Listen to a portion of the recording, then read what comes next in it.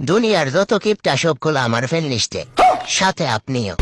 এই যে এখন আমার ভিডিও দেখতেছেন, লাইক করেন নাই কিন্তু। এখন আমার কথা শুনে ভাবতেছেন লাইক করবেন কিনা। আহা শোনাবো আমার, এতে সালামি দিবানে। লাইক করেন, হ্যাঁ লাইক করেন।